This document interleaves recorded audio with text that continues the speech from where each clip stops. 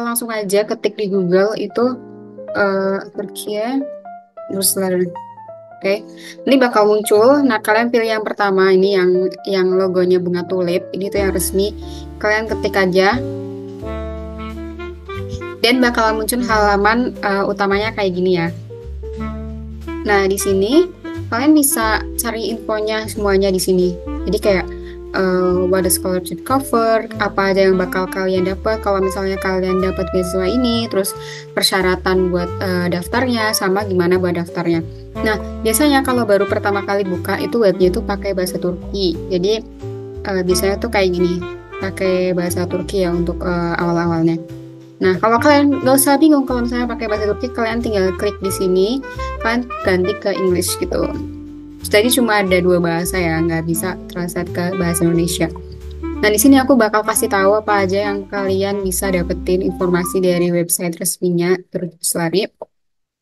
Tadi di homepage-nya kayak gini ya. Sebenarnya kalian udah bisa surfing sendiri sih. Terus about-nya nih kayak tentang legislasinya atau tentang badan hukumnya, terus kontaknya, terus tentang kantornya mereka ada di mana, sama kayak penjelasan tentang beasiswanya. Nah, kalian yang paling penting sih ada di menu ini ya, di Turkish Scholarship.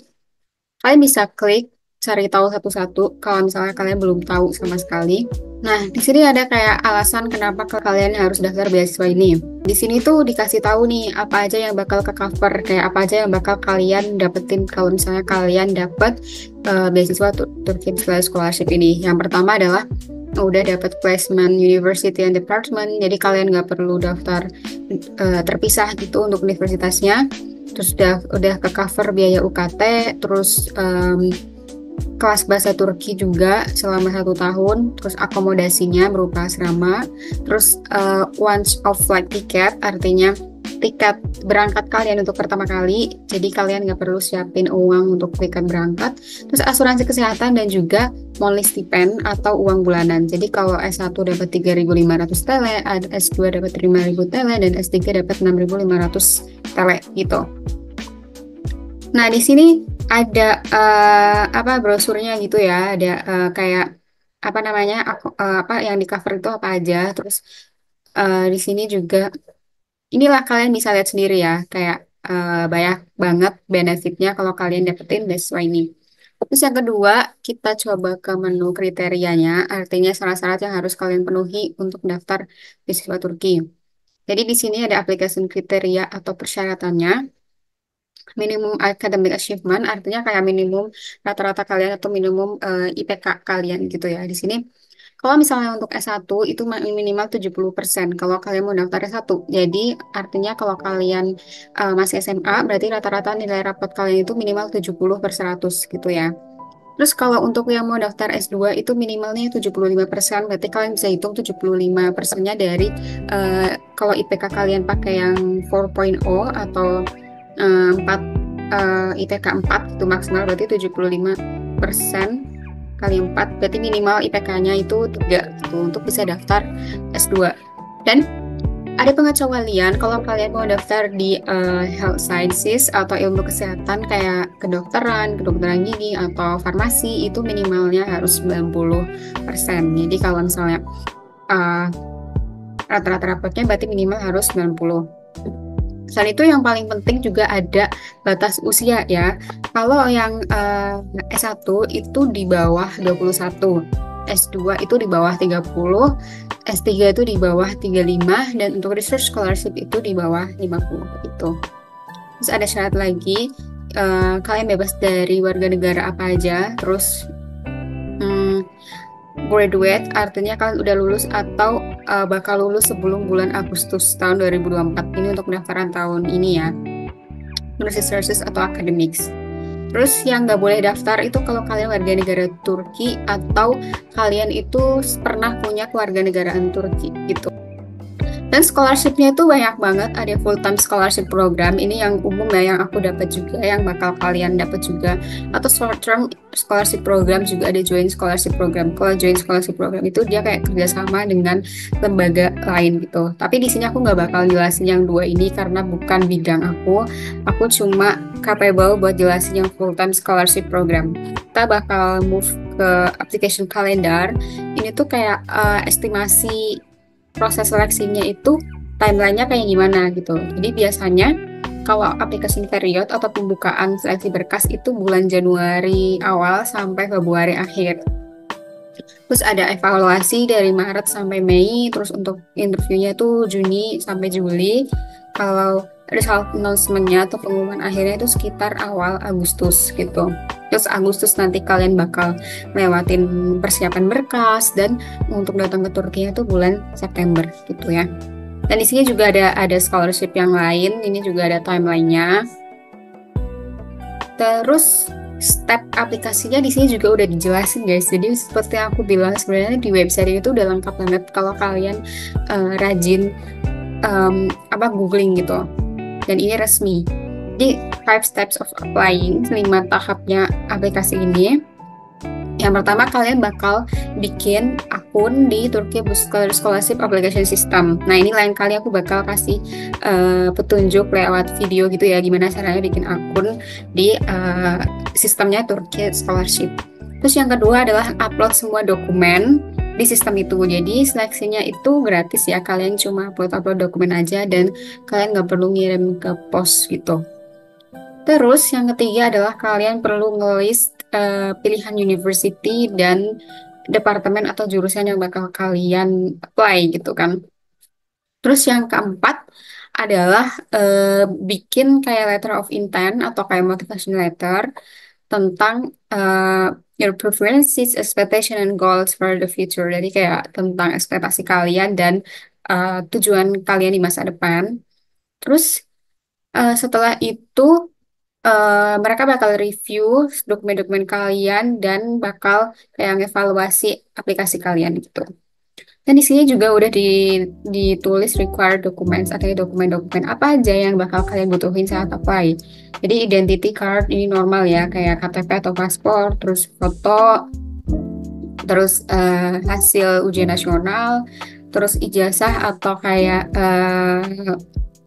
ijazah sementara SK SKL ya kalau di Indonesia.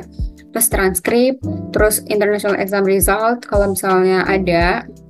Terus kayak language result juga kalau misalnya kalian punya TOEFL atau IELTS gitu kan. Sama kalau misalnya untuk PhD itu kalian harus ngirim proposal research topic gitu. Dan ini ada important details atau ada catatan dari kalian. Jadi kebanyakan program yang ditawarkan itu menggunakan bahasa Turki kuliahnya, tapi beberapa jurusan dan university itu mungkin bisa menawarkan dalam bahasa Inggris. Nah, kalau kalian pengen study di yang programnya bahasa Inggris tuh kalian wajib menyertakan nilai TOEFL atau equivalent certification kayak TOEFL IELTS gitu. Dan juga bisa jadi mereka bakal minta international admission test result kayak GRE, GMAT, SAT gitu-gitu ya. Jadi tapi gimana taunya kalau misalnya universitas atau jurusan itu butuh dokumen yang kayak gitu, nanti aku bakal kasih tahu caranya gimana taunya gitu. Balik lagi ke home di website yang sama ya. Terus kalian scroll down. Terus di sini ada program search kalau kalian lihat ya. Nah, di sini kalian tinggal aja pilih. Kalau misalnya yang pertama untuk education field itu kalian pilih aja jurusan kalian mau apa. Contohnya aku mau ngambil eh, arsitektur.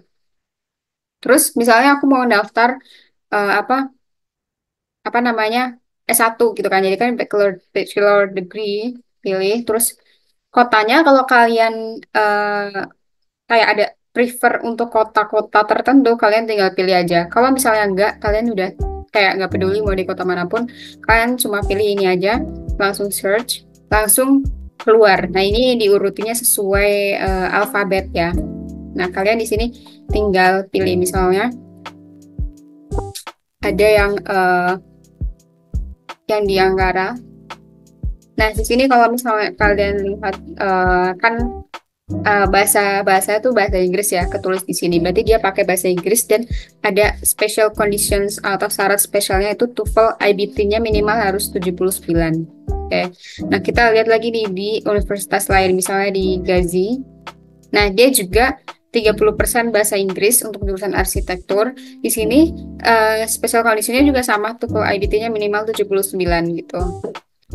Nah, kalau misalnya kalian misalnya di bursa ya, di bursa itu bahasanya full bahasa Turki, jadi nggak punya special condition. Jadi nggak perlu TOEFL ataupun skor lain gitu. Cuma syaratnya adalah lulusan high school atau udah lulus SMA gitu, ataupun mau lulus SMA di tahun yang sama gitu ya. Nah, kalau kalian itu prefer milih kotanya, misalnya aku cuma mau di Istanbul gitu ya. Aku cuma mau di Istanbul. Kan tinggal aja pilih Istanbul, terus program search. Kita tunggu. Nah, di sini mereka cuma ngasih list yang ada di Istanbul doang gitu, univ-univ yang di Istanbul doang. Misalnya ada di um, Yıldız Technical University yang Inggrisnya 30%, ini ada syarat TOEFL IBT-nya 72. Misalnya di Istanbul University, dia juga ada syarat TOEFL IBT-nya harus berapa karena ada bahasa Inggrisnya gitu. Terus saya yang full Turkish dia nggak pakai syarat minimum TOEFL. Gitu ya. Ini caranya kalau kalian nyari tahu tentang jurusan dan juga university. Kalian bisa lihat-lihat aja di sini gitu. Dan semua penerima beasiswa ini yang belum ngerti bahasa Turki sama sekali ataupun yang udah ngerti tapi dia belum sampai level C1 atau JBIR, kalian itu wajib untuk mengikuti 1 tahun kelas persiapan bahasa Turki gitu. Jadi kalian ada yang nanya, kalau misalnya aku udah les bahasa Turki di Indonesia, apakah bisa langsung kuliah aja di Turki? Itu enggak ya guys. Kalian ada yang namanya yeterlilik sınaf atau ujian ujian kecakapan.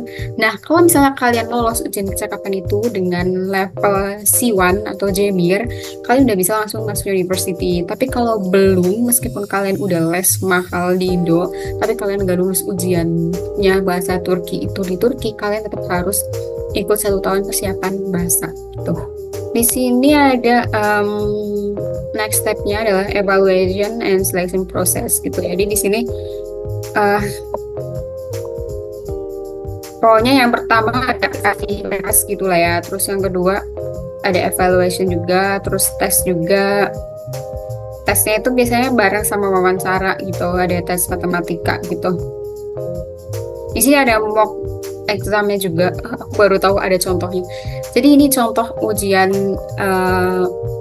kuantitatifnya, kayak ujian matematikanya. Kalian bisa download sendiri dari websitenya. Kalau dulu waktu aku daftar itu dia belum ada contohnya guys, berarti sekarang udah ada contohnya. Dan di sini juga ada kunci jawabannya. Jadi kalian bisa latihan-latihan aja soal-soal yang mirip-mirip kayak gitu. Terus ada interview, terus ada final assessment, itu adalah kalian harus ngurus berkas gitu. Habis nanti diumumin untuk lolos. Terus di sini kalian juga nggak perlu khawatir kalau misalnya udah lolos itu kalian bingung kayak aku harus ngapain. Di sini tuh ada namanya untuk research scholarship dan juga untuk yang normal scholarship. Di sini ada Freshers Guide. Ini kayak PDF yang ngejelasin apa aja yang kamu perlu lakuin before you arrive. Jadi setelah kalian dapat surat kelulusan, itu apa aja yang harus kalian persiapin nih. Ada scholarship agreement, terus visa procedures, terus Turkish language education portal, ada travel plans dan travel guidelines gitu ya.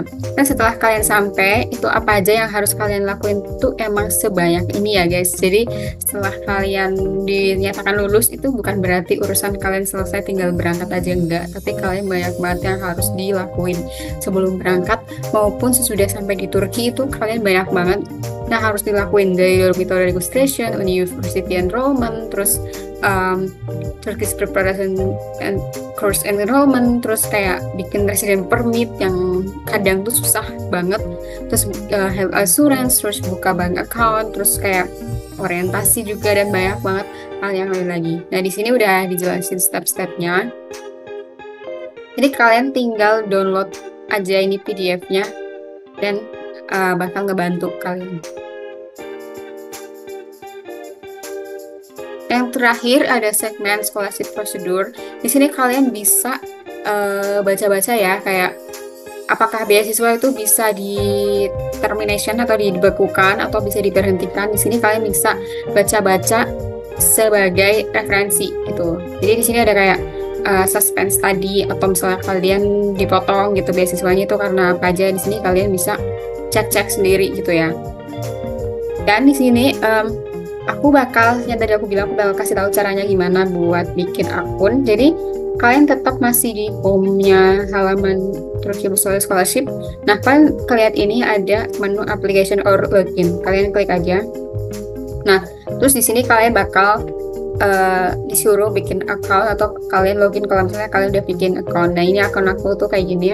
Jadi kalau misalnya aku login, tuh udah otomatis ya data-data aku gitu. Oke, jadi itu tadi kayak tentang penjelasan tentang beasiswanya, terus tentang kriterianya, tentang fasilitasnya juga. Nah, di situ udah lengkap banget di website itu ya. Nanti aku kasih link websitenya di description, dan untuk pengisian aplikasinya nanti aku bakal lanjut di part kedua. See you, bye.